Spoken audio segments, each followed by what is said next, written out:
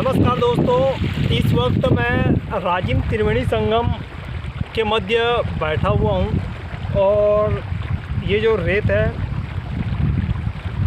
महानदी, पै नदी और सोड़ू नदी का संयुक्त मिश्रण है। तो आज की मैं खास रिपोर्टिंग में मैं आपको दिखाना चाहूँगा कि किस तरह से हमारी जो जीवनदायिनी, छत्तीसगढ़ की जीवनदायिनी, दोनों नगर की जीवनदायिनी, क्षेत्र की जीवनदायिनी नदी आज अपने अस्तित्व की लड़ाई लड़ रही है। राजिम माघी पुन्नी मेला देश नहीं, संपूर्ण विदेश में भी इसकी ख्याति धीरे धीरे बढ़ती जा रही है। लेकिन ख्याति तो मेले की बढ़ रही है, क्या हमारे साथ साथ मेले के साथ साथ नदी की भी क्या ख्याति बढ़ रही है?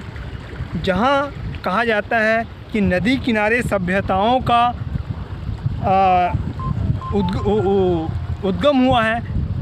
इस नदी किनारे दो नगर बसे हुए हैं, राजिम एक साइड, एक तरफ नयापारा, साथ ही मध्य में भगवान श्री कुलेश्वर नाथ जी का मंदिर है।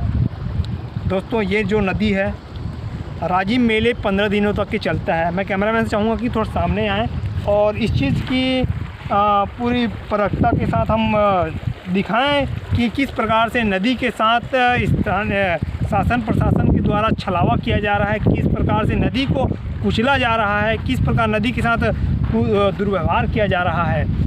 15 दिनों तक के इस मेले में, राजिम मेले में नदी में 4 से 5 किलोमीटर तक का अस्थायी मार्ग बनाया जाता है। लेकिन आप मेरे पीछे देख सकते हैं, ये जो सफ़ेद कलर में जो आपको दिख रहा होगा, ये जो चुमड़ी है, ये जो प्लास्टिक की बोरियां हैं, ये पर्यावरण के लिए कितना ही खतरनाक है आप जान सकते हैं।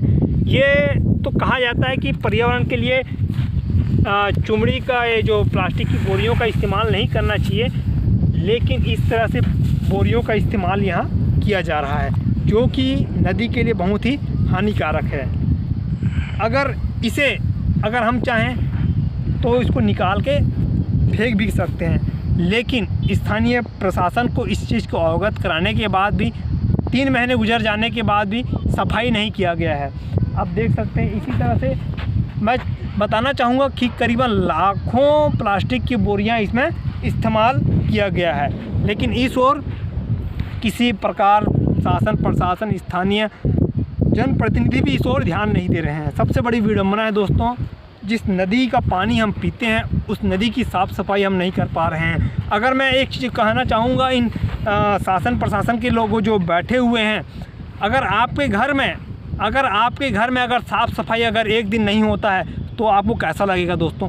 ये जो नदी है, ये तो समझ जाओ, क्या बताएं, अब इस नदी में ही सब चीज़ किया जा रहा है। शासन प्रशासन और आम जनता भी इस ओर बिल्कुल भी ध्यान नहीं दे रही है। बहुत ही विडंबना है दोस्तों। आने वाले समय में हम लोग को दोस्तों जल संकट से जूझना पड़ सकता है। इसके लिए आप सभी सचेत हो जाएं। देख सकते हैं दोस्तों, किस तरह से प्लास्टिक की बोरियों का इस्तेमाल राजिम मेले के दौरान किया गया है। वो बोरियां अभी भी यहाँ पड़ी हुई हैं, देख सकते हैं दोस्तों, ये जो बोरियां हैं अभी भी पड़ी हुई हैं। पानी कितना स्वच्छ है, सुंदर है पानी। ये जो पानी आप देख रहे हैं दोस्तों, ये पैरी नदी का पानी है, बहुत स्वच्छ रहता है, बहुत ही साफ रहता है। साथ ही मेले के दौरान राजिम में विगत 2 वर्षों से मुरुम, जो विगत पूर्व की सरकार द्वारा, बीजेपी सरकार द्वारा मुरुम, हज़ारों ट्रक मुरुम का यहाँ डंपिंग किया जाता था, निर्माण कार्य किया जाता था, जिसकी कोई साफ़ सफाई की व्यवस्था उस प्रशासन ने, उस बीजेपी शासन के दौरान नहीं किया गया। साथ ही कांग्रेस सरकार आने के बाद भी नदी के साथ क्रूरतापूर्ण व्यवहार को कृत किया जा रहा है। मैं ऐसी शब्दों का यूज करूंगा दोस्तों, क्योंकि नदी के साथ बर्बादी मैं स्वीकार नहीं कर सकता। साथ ही दोस्तों, नदी में साफ़ सफाई के लिए स्थानीय कलेक्टर के द्वारा एवं मंत्री के द्वारा भी कहा गया था कि इसकी साफ़ सफाई किया जाएगा, लेकिन दोस्तों आज भी ये जो पत्थर हैं लाइन से, दोस्तों ये जो पत्थर है आप देख सकते हैं, इसकी साफ़ सफाई बिल्कुल भी नहीं की गई है। इस प्रकार से नदी के साथ अगर किसी भी प्रकार का कोई छलावा होता है तो आने वाला भविष्य जल संकट से जूझना पड़ सकता है।